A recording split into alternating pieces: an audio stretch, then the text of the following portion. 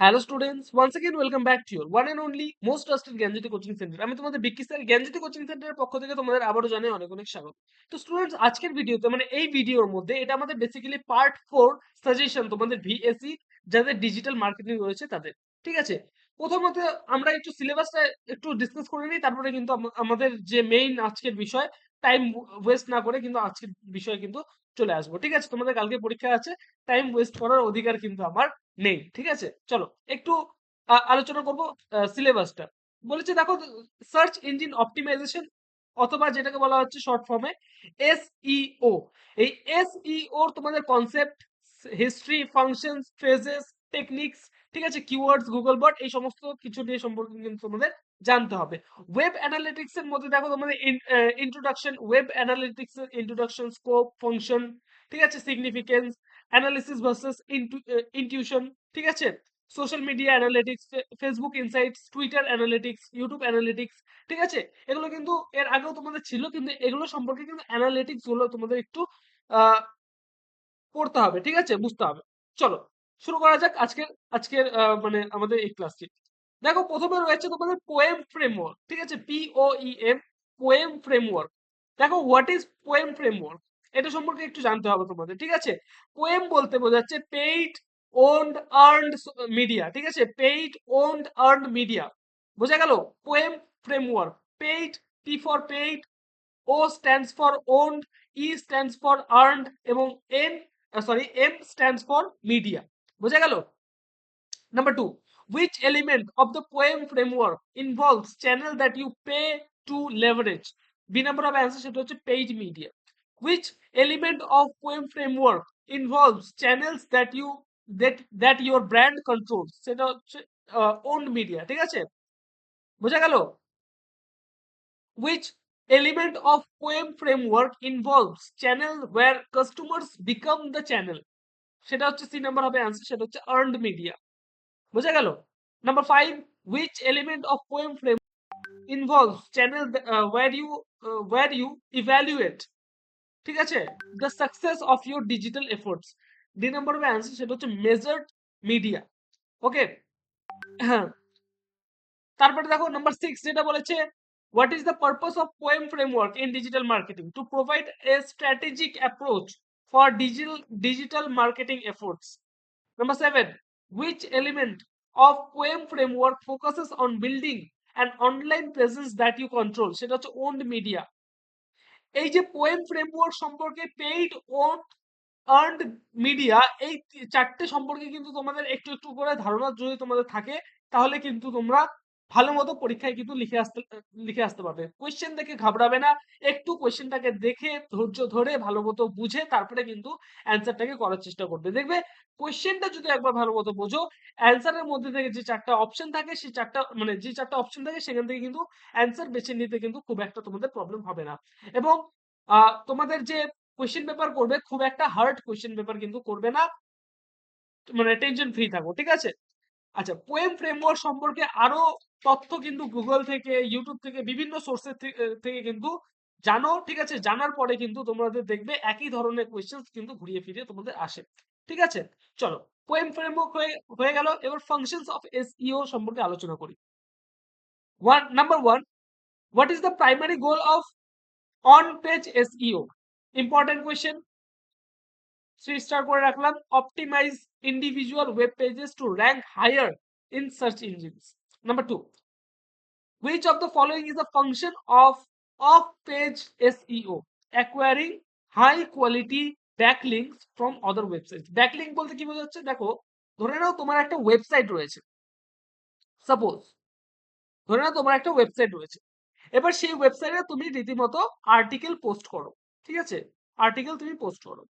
এইবার ধরে নাও কোনো একটা আর্টিকেলে কোনো একটা ওয়ার্ড, আর্টিকেলে কোনো একটা লাইনে একটা ওয়ার্ড দেওয়া রয়েছে, সাপোজ একটা ওয়ার্ড দেওয়া রয়েছে, এবং সেই ওয়ার্ডটা একটা হাইপারলিংক করা আছে অ্যাঙ্কার টেক্সট দিয়ে, মানে প্রত্যেকটা ওয়ার্ড তোমাদের ব্ল্যাক কালি দিয়ে থাকবে এবং একটা মাঝখানে এমন একটা ওয়ার্ড থাকবে যেটা হচ্ছে ব্লু কালি দিয়ে থাকবে, ঠিক আছে। সেই ব্লু কালির ওয়ার্ডটার মধ্যে যখন তোমরা ক্লিক করবে, তখন তোমাদের আরো একটা অন্য পেজে তোমাদের রিডাইরেক্ট করবে, অন্য একটা ওয়েবসাইটের অন্য একটা আর্টিকেলে কিন্তু রিডাইরেক্ট করবে।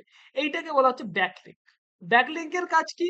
ব্যাকলিংকের কাজ হচ্ছে তোমাদের যখন সেই পার্টিকুলার ওয়ার্ডটার মধ্যে ক্লিক করা হয়, সেই যে ওয়েবসাইট, সেই ওয়েবসাইটের ইয়েতে কিন্তু তোমাদের চলে যায়।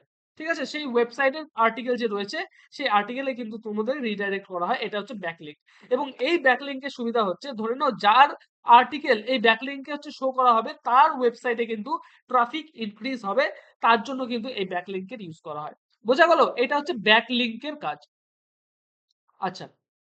হ্যাঁ, তারপরে আসবে হচ্ছে number 3, what is the purpose of technical SEO? Technical SEO মানে পারপাসটা কি? Ensure website is easily crawled and মানে ইন্ডেক্সড বাই সার্চ ইঞ্জিন। দেখো, তোমার মানে যখনই তুমি গুগলে কোনো কিছু সার্চ করো, যে কোনো কিছু সার্চ করো, তখন দেখবে টপ 5 বা 10 কিছু ওয়েবসাইট তোমার সামনে আসে। এবার এই যে টপ 5 বা 10 ওয়েবসাইট, এই যে যেগুলো তোমার সামনে আসছে, সেগুলোর এসইও অর্থাৎ সার্চ ইঞ্জিন অপটিমাইজেশন এসইও কিন্তু হাই এসইও কোয়ালিটি থাকে। ঠিক আছে? আর যদি যখন হাই এসইও কোয়ালিটি থাকবে, তখন কিন্তু সেই ওয়েবসাইটের যে আর্টিকেল গুলো সবার প্রথমে কিন্তু র‍্যাঙ্ক করবে। বোঝা গেল? তাহলে টেকনিক্যাল এসইও করার যে এটা একটা সুবিধা, that that ensures the website is easily crawled and indexed by search engines. ঠিক আছে? ইনডেক্স বলতে বোঝাচ্ছে যখন এটা ইনডেক্স করা হবে, তখন কিন্তু সবার প্রথমে কিন্তু এই আর্টিকেলস গুলো তোমার সামনে কিন্তু ভিজিবল হবে। ঠিক আছে? বোঝা গেল? এটা হচ্ছে এসইও কাজ। বোঝা গেল? দেখো, তোমাদের ইউটিউবের ক্ষেত্রেও এসইও করতে হয়। তোমাদের ইউটিউবে কোনো একটা ভিডিও আপলোড করবে, সেই ভিডিওর ডেসক্রিপশন কেন দেওয়া হয়, টাইটেল কেন দেওয়া হয়? কারণ কোনো ইউজার যদি তোমার পার্টিকুলার ওই টাইটেল বা ডেসক্রিপশনে দেওয়া যা দেওয়া আছে, টাইটেলে যা দেওয়া আছে, সেই রিলেটেড যদি কেউ কিছু সার্চ করে, যাতে সেই পার্টিকুলার ভিডিও বা আর্টিকেল সবার প্রথমে র‍্যাঙ্ক করে, এটাই হচ্ছে এসইওর কাজ। বোঝা গেল? ধরে নাও আমি এখন যখন এই ইয়েটা আপলোড করব, এই ভিডিওটা যখন আমি আপলোড করলাম, তখন হচ্ছে আমি এখানে suggestion VSC digital marketing suggestion part 4 দিয়ে আপলোড করলাম। এইবার কেউ যদি সার্চ করে ভিএসসি ডিজিটাল মার্কেটিং, কোন স্টুডেন্ট যদি সার্চ করে, আমাদের যে ভিডিও সবার প্রথমে র‍্যাঙ্ক করবে। কেন? কারণ আমরা এসইও তে এবং টাইটেলে কিন্তু আমরা সরি, টাইটেলে কিন্তু আমরা কিন্তু এই মানে যেটা দিয়ে সার্চ করার কথা, সেটাই কিন্তু আমরা টাইটেলে লিখেছি। তার মানে কি, আমরা হাই এসইও এখানে কিন্তু সেট করে দিয়েছি, যাতে স্টুডেন্টরা এটা সার্চ করলে যাতে আমাদেরটাই সবার প্রথমে আসে। এটাই হচ্ছে এসইওর কাজ।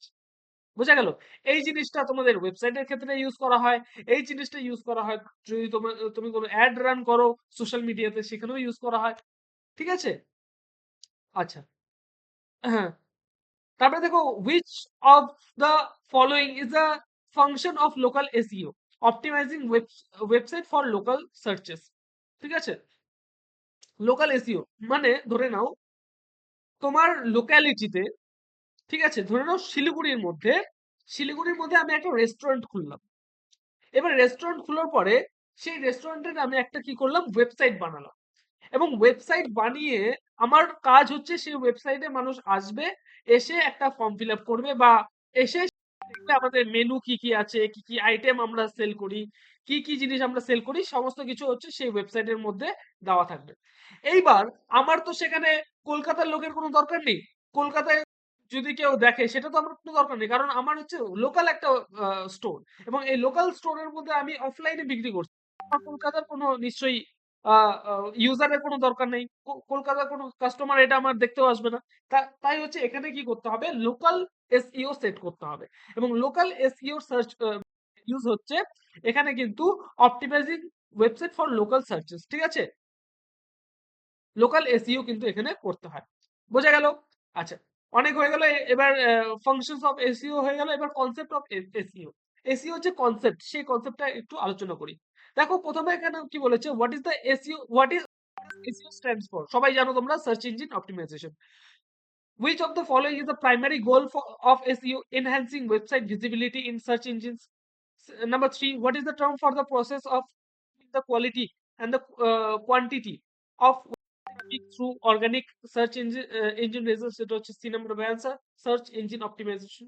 ওকে, তো এইটা হচ্ছে তোমাদের, মানে এর আগেও কিন্তু আলোচনা করেছিলাম, আমি এগুলো সব আলোচনা করেছিলাম। যারা করো ফার্স্টের থেকে, যারা ফলো করো, তাদের কিন্তু সবাই জানো তোমরা। ঠিক আছে? এই যে ব্যাকলিংকের লিঙ্কিং এর একটা এখানে ইয়ে দেওয়া আছে, what is the term for the process of acquiring hyperlinks from other websites to your own, সেটা হচ্ছে ব্যাকলিঙ্ক। ব্যাকলিঙ্ক যদি করো সেটা হচ্ছে অন্য ওয়েবসাইটের থেকে তোমার ওয়েবসাইটে কিন্তু ট্রাফিক আসতে পারে। ঠিক আছে? তো স্টুডেন্টস, এই ছিল আমাদের আজকের পার্ট 4 ভিডিও।